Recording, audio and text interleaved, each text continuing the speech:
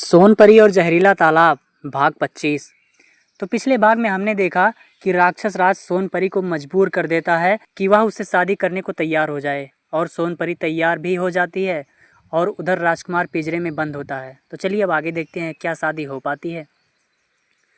राजकुमारी मन ही मन भगवान से मना रही थी कि उसका विवाह किसी तरह से रुक जाए।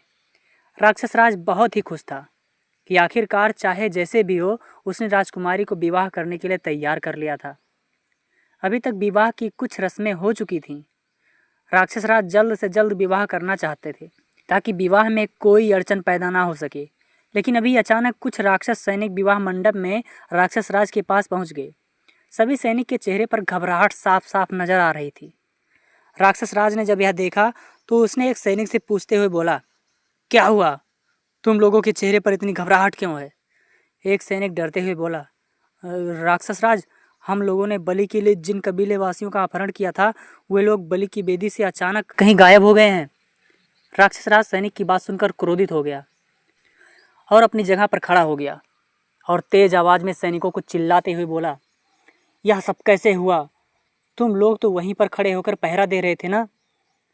सैनिक राक्षस राज की बात सुनकर डर से सहम गए और डरते हुए बोला, राक्षस राज, हम लोग मुस्तैदी से पहरा दे रहे थे। उस समय तक सभी कबीलेवासी बेहोशी की हालत में बलि की बेदी पर ही थे, लेकिन पता नहीं कैसे अचानक कुछ देर बाद हम लोग बेहोश होकर गिर गए और जब होश में आए तो देखा कि लोग बलि की बेदी पर हैं ही नहीं। पता नहीं कौन हम लोगों को बेहोश करके कबीलेवासियों को छुड़ा कर ले गया। सैनिक की बात सुनकर राक्षस राज दहाड़ते हुए बोला, मैं यह सब कुछ भी नहीं सुनना चाहता हूँ। मुझे बस 51 लोग बलि के लिए चाहिए। यदि आज शाम तक तुम लोगों ने 51 लोगों को पकड़कर यहाँ नहीं लाए तो तुम सब लोगों को मृत्यु दंड दे दूंगा। अब जाओ और 51 लोगों को ढूंढ कर लाओ। राक्षस राज की बात सुनकर सभी राक्षस सैनिक डर से थर-थर कांपने लगे। वहां पर उपस्थित सभी सैनिक एक पल की देर किए बिना तुरंत कबीलेवासियों को पकड़ने के लिए चल पड़े। सभी सैनिक चले गए थे, लेकिन राक्षस राज के चेहरे पर चिंता और डर की लकीरें बन रही थीं। सैनिकों के जाने के बाद राक्षस राज विवाह मंडप में उपस्थित सभी लोगों में तेज सुर में बोला, मैं यह विवाह भी नहीं करूंगा। अब मैं विवाह बलि बेदी कार्य की बात करूंगा। अगर मैं सैनिकों के भरोसे रहा तो ना जाने मेरा क्या होगा। राजकुमारी ने जब यह सुना तो उसकी खुशी का ठिकाना ना रहा। शायद भगवान ने राजकुमारी की प्रार्थना सुन ली थी। लेकिन राक्षस राज के इस फैसले पर वहां उपस्थित सभी लोग हैरानी से राक्षस राज को देखने लगे। राक्षस राज राजकुमारी की ओर देखते हुए सैनिक से बोला, राजकुमारी को फिर से उसी पिंजरे में कैद कर दो। राजकुमारी से विवाह अब मैं बाद में करूंगा।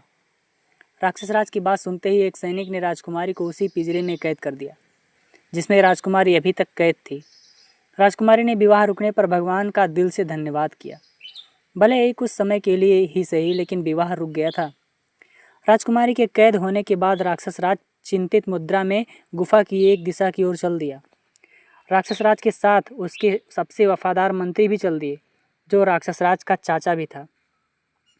राक्षस राज को अचानक इस हाल में देखकर उसके चाचा बोले, बेटे, अचानक तुमने विवाह क्यों रोक दिया?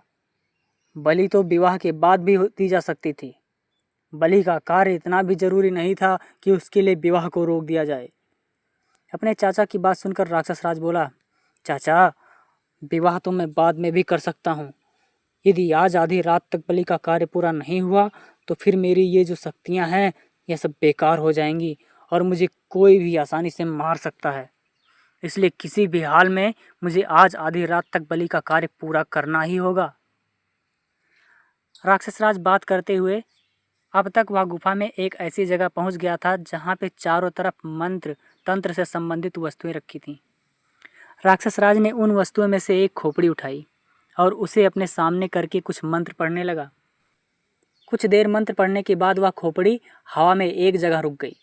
उसके बाद खोपड़ी राक्षस राज से बोली, राक्षस राज, मुझे क्यों जगाया है? बोल, तुझको मुझसे क्या काम है? राक्षस राज खोपड़ी से बोला, हे तांत्रिक खोपड़ी, मुझे यह जानना है कि बलि का कार्य किसने विफल किया। राक्षस राज के इतना कहते ही तांत्रिक खोपड़ी की दोनों आंखों में से एक किरण निकलकर सामने बनी गुफा की दीवार पर टकरा गई। किरण के टकराते ही दीवार पर एक चलचित्र चलने लगा, जिसमें उस समय का दृश्य दिखाई दे रहा था जब कबीलेवासी बलि बेदी के पास बेहोशी की अवस्था में पड़े हुए थे। और तांत्रिक मंत्र पढ़ते हुए अपनी क्रियाएं कर रहे थे और पास में खड़े सैनिक पहरा दे रहे थे। राक्षस राज यह दृश्य बड़े गौर से देख रहा था। दीवार पर आगे के चित्र बन रहे थे। चित्र पर सभी तांत्रिक और सैनिक बेहोश होकर अपने आप गिरकर बेहोश हो गए। राक्षस राज यह सब देखकर हैरान हो रहा था। उसे समझ में नहीं आ रहा था कि आखिर उसके तांत्रिक और राक्षस अपने आप बेहोश कैसे होकर गिर रहे। राक्षस राज को चित्र में राजकुमार नहीं दिखाई दिया, क्योंकि उस समय राजकुमार जादुई गोली की सहायता से अदृश्य रूप में था। यहाँ पर भाग 25 समाप्त होता है। तो चलिए कहानी को आगे बढ़ाते हुए हम 26वां भाग शुरू करते हैं। राक्षस राज दीवार पर दृश्य देखकर यह समझ नहीं पाया कि उसके तांत्रिक और सैनिक कैसे बेहोश हो गए। राक्षस राज ने खींचते हुए तांत्रिक खोपड़ी से बोला, खोपड़ी, मुझे यह बताओ कि मेरे तांत्रिक और सैनिक कैसे बेहोश हो गए। तांत्रिक खोपड़ी बोली, राक्षस राज, इन सब की बेहोशी का कारण और कोई नहीं बल्कि तुम्हारे कैद में पड़ा हुआ राजकुमार यशवर्धन है। और इस काम में राजकुमार के एक मित्र ने सहयोग दिया था। वह मित्र और कोई नहीं, उस कबीले का सरदार है जिसके कबीले वालों को तुम बलि देने वाले थे।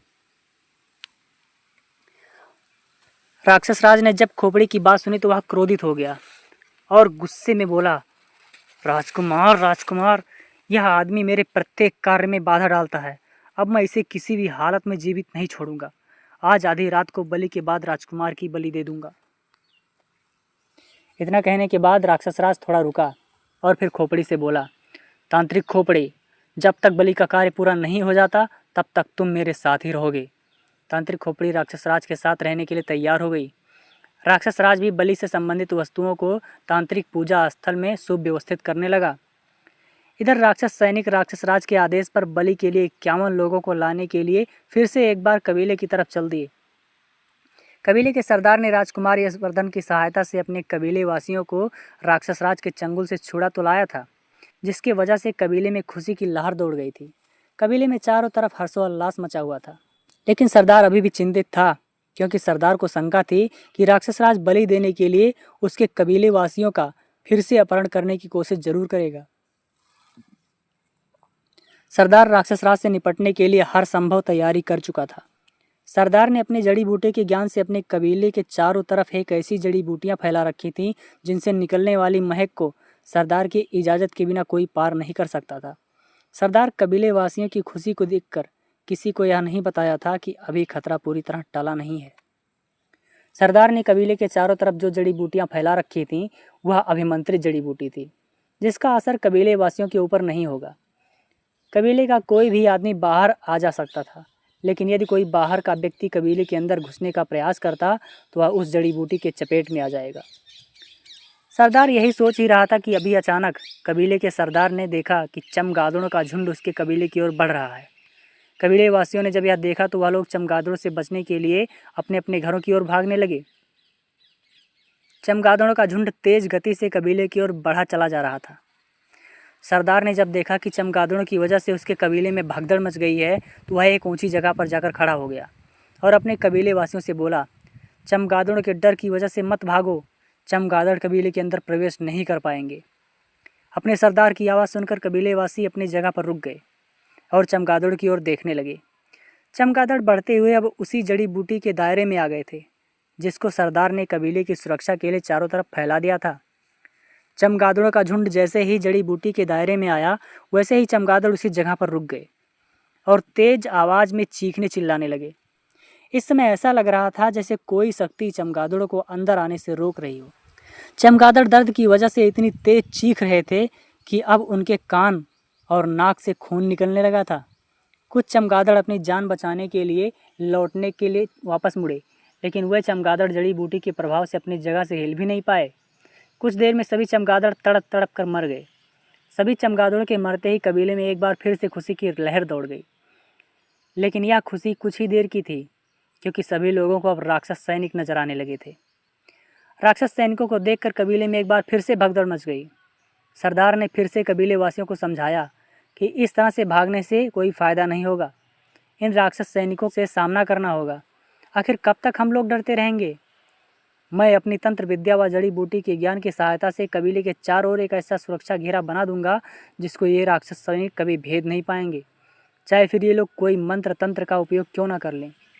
और आप सब लोग अपने धनुष बांध लीजिए, क्योंकि इन राक्षसों को मरना ही होगा। इतना कहने के बाद सरदार ने अपने झोले से चने के आकार के बीज निकाले और उनको अपनी मुट्ठी में बंद करके कोई मंत्र बोलने लगा। मंत्र के पूरा होते ही सरदार ने चारों बीजों को कबीले के चारों दिशा में एक एक करके फेंक दिया। राक्षस सैनिक कबीले से थोड़ी दूर में थे।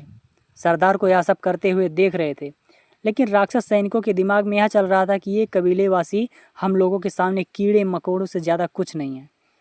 यही सब सोचने के कारण राक्षस सैनिकों ने सरदार को किसी भी तरह रोकने का कोशिश भी नहीं किया।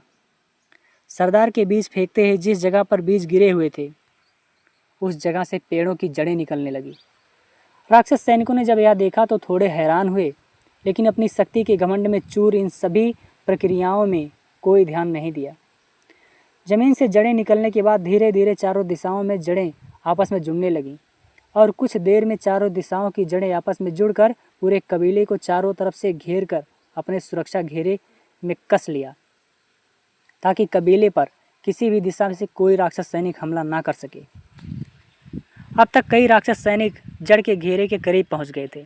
एक राक्षस सैनिक ने जड़ों को काटने के लिए अपनी तलवार से उस जड़ पर वार कर दिया, लेकिन जड़ पर तलवार लगते ही वह तलवार जड़ में फंस कर रह गई और राक्षस सैनिक उछलकर दूर जा गिरा।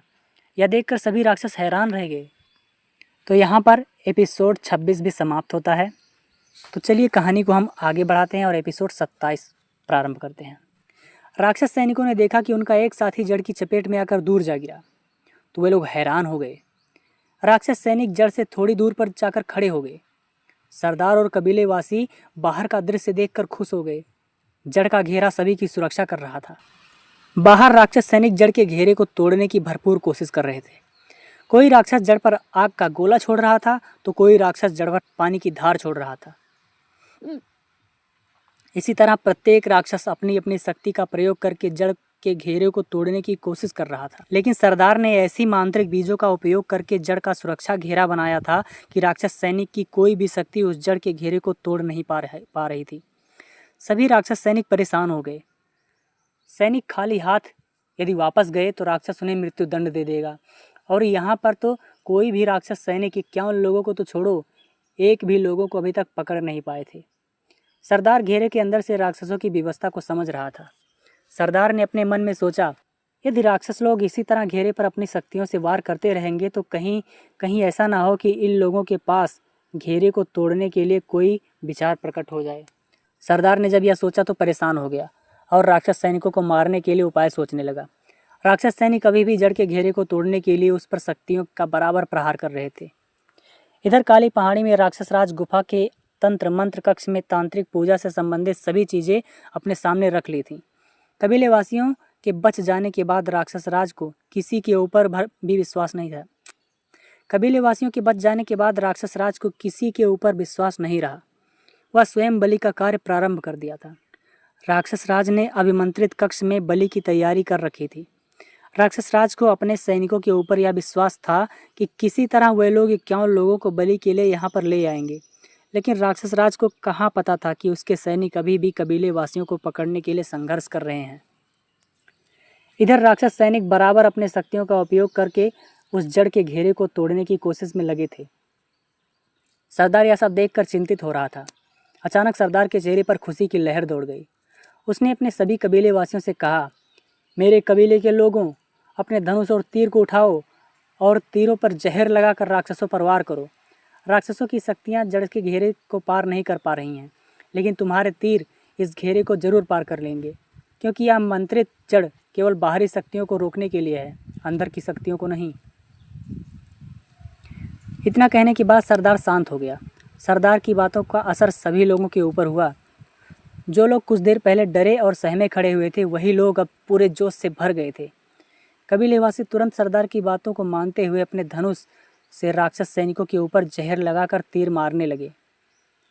जो तीर राक्षस सैनिकों की ओर बढ़ रहे थे, उस पर सरदार ने पहले से ही अभिमंत्रित मिट्टी की हल्की सी धूल लगा दी थी, ताकि सैनिकों को तीर लगते ही वे लोग तुरंत मर जाएं। कबीलेवासियों के तीर राक्षस सैनिकों की ओर बढ़ने लगे। राक्षस सैनिकों ने जब तीर को अपनी ओर बढ़ते हुए देखा तो वह लोग जड़ के घेरे को छोड़कर जहर लगे हुए तीरों को रोकने के लिए तीरों पर अपनी शक्तियों का प्रहार करने लगे। राक्षस सैनिकों की शक्तियों ने तीरों को हवा में रोककर नष्ट करने लगे, लेकिन तीर की संख्या इतनी अधिक थी कि राक्षस सैनिक अपनी पूरी शक्तियों के बावजूद भी उन जहर लगे तीरों से न बच सके। कबीले वालों के तीर हजारों की संख्या में राक्षसों की ओर बराबर आ रहे थे। राक्षस सैनिक अपने आप को उन तीरों से बचाने के लिए बहुत प्रयास किया, लेकिन खुद को ना बचा सके और तीर उनके शरीरों में धंसने लगे। तीर के धंसते ही राक्षस सैनिकों के शरीर में जहर का असर दिखने लगा और वे जले हुए कागज के राख के समान हवा में बिखर कर इधर उधर उड़कर गायब होने लगे।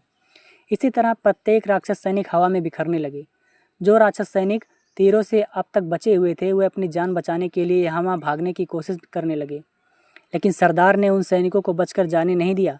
वे राक्षस सैनिक भी राख बनकर हवा में बिखर कर गायब हो गए।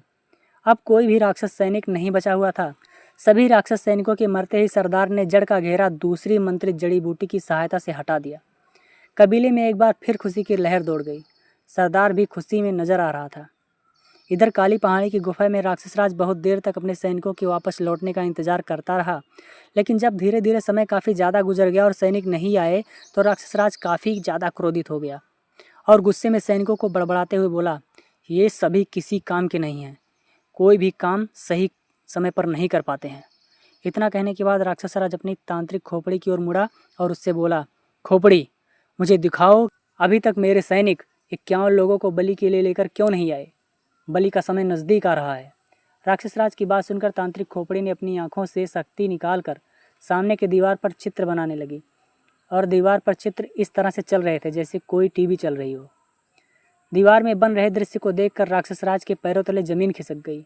उसे विश्वास नहीं हो रहा था कि मामूली सरदार ने अपने मांत्रिक जड़ी बूटी की सहायता से उसके सभी सैनिकों को मार दिया था। राक्षसराज ने यह सब देखा तो वह बहुत चिंतित हो गया, लेकिन आज रात तक उसे किसी भी हाल में बलि देनी ही थी। लेकिन उसके सभी सैनिक मारे गए थे और राक्षसराज के पास इतना समय नहीं था कि वह खुद जाकर 51 लोगों को पकड़कर बलि दे दे। राक्षसराज चिंतित होते हुए तांत्रिक खोपड़ी से बोला, खोपड़ी, अब मैं किसी भी हाल में बलि वाला कार्य नहीं कर पाऊंगा, इसलिए मैं यहाँ से गुप्त स्थान पर जाकर अपनी दूसरी विद्या से सिद्धि प्राप्त करने जा रहा हूँ, जहाँ मुझे कोई भी नुकसान ना पहुँचा सके। तुम यहीं पर रहकर राजकुमार यशवर्धन और राजकुमारी सोनालिका पर नज़र रखना, ताकि इनको छुड़ाने कोई यहाँ पर ना आ सके। इतना कहने के बाद राक्षसराज काली पहाड़ी की गुफा से गायब हो गया। राजकुमार यशवर्धन अभी भी पिंजरे के अंदर बेहोशी की हालत में पड़ा हुआ था। तांत्रिक खोपड़ी वहीं पर रहकर दोनों के ऊपर नज़र रखने लगी। तो क्या राक्षसराज दूसरी सिद्धि प्राप्त करके और भी ताकतवर होकर वापस लौटेगा? क्या राजकुमार और सोनालिका कैद में ही पड़े रहेंगे या फिर होगा कोई चमत्कार? ये सब जानने के लिए आपको अगला भाग देखना पड़ेगा, जो हम बहुत जल्द लेकर आएंगे। इसके लिए चैनल को सब्सक्राइब कीजिए, वीडियो को लाइक कीजिए। तो मिलते हैं अगले भाग में।